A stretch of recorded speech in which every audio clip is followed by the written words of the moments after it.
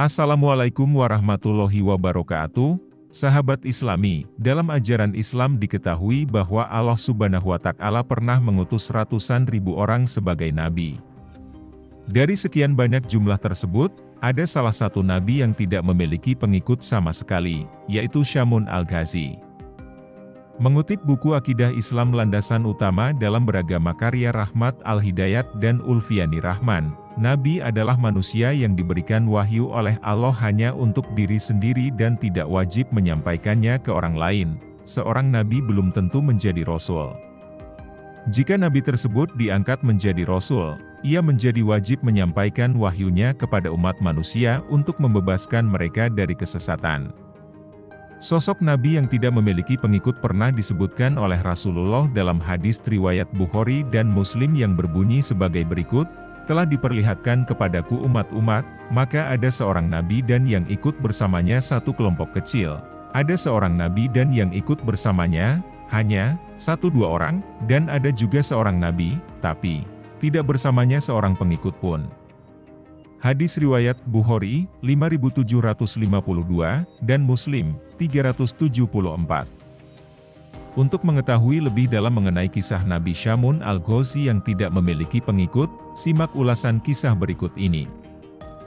Dafiq Rohman dalam buku Janibal Marifat menjelaskan bahwa Syamun Al-Ghazi adalah seorang nabi dari kalangan Bani Israel. Nama Syamun atau Simson dalam bahasa Ibrani memiliki arti yang berasal dari matahari.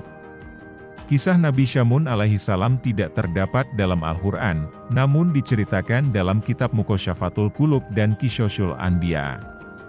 Nabi Syamun memiliki mukjizat berupa kekuatan yang luar biasa hingga mampu melunakkan besi dan merobohkan istana. Berdasarkan kitab Qisasul Anbiya yang ditulis oleh Al-Hafidz Ibnu Katsir, kisah Nabi Syamun pernah diceritakan oleh Rasulullah ketika sedang berkumpul dengan para sahabatnya di bulan Ramadan. Beliau berkata sebagai berikut, "Diperlihatkan kepadaku hari akhir ketika di mana seluruh manusia dikumpulkan di padang mahsyar.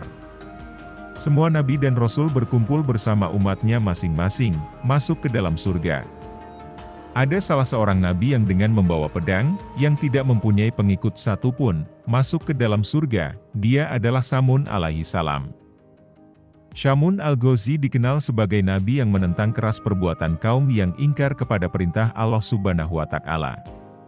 Kekuatannya digunakan untuk melawan penguasa yang ingkar dan zalim terhadap rakyat, yakni Raja Israel. Sang raja tidak terima dan berusaha mencari jalan untuk menundukkan Nabi Syamun. Setelah mengetahui kelemahan Nabi Syamun, pihak kerajaan menangkap dan membawa Nabi Syamun ke hadapan Raja Israel. Nabi Syamun tidak dapat melawan karena tubuhnya telah diikat dengan potongan rambutnya sendiri. Hal tersebut merupakan kelemahan yang dapat menghilangkan kekuatan Nabi Syamun. Raja Israel kemudian menyiksa Nabi Syamun hingga matanya buta dan dipertontonkan di depan istana. Perbuatan jahat Raja Israel membuat Nabi Syamun berdoa dan memohon pertolongan kepada Allah Subhanahu wa Ta'ala. Atas izin Allah Subhanahu wa Ta'ala, doa Nabi Syamun dikabulkan. Dengan sisa-sisa kekuatan yang ia miliki, Nabi Syamun mampu meruntuhkan seluruh istana. Beliau kemudian bersumpah untuk beribadah dan menumpas semua kekufuran selama 1000 bulan tanpa henti. Setelah mendengar kisah Nabi Syamun Al-Ghazi ini, para sahabat menangis terharu, lalu bertanyalah sahabat kepada Rasul. "Wahai Rasul, sungguh besar sekali ganjaran yang dilakukan oleh Nabi Syamun Al-Ghazi. Dia berjuang memberantas kebatilan selama 1000 bulan, malamnya dia beribadah, dan siangnya dia berpuasa dan berjihad. Sedang kami yang lemah ini tidak akan mampu melaksanakan ibadah seperti itu." Lalu turunlah malaikat Jibril dengan membawa surat Al-Qadar. Rasulullah Shallallahu Alaihi Wasallam bersabda, "Burulah malam Lailatul Qadar ini, kalian hanya mengamalkan 1 malam dan mendapatkan malam Lailatul Qadar itu, maka kamu akan mendapatkan lebih daripada Nabi Syamun Al-Ghazi." Nabi Syamun seringkali menyuarakan doanya kepada Tuhan dalam saat-saat sulit.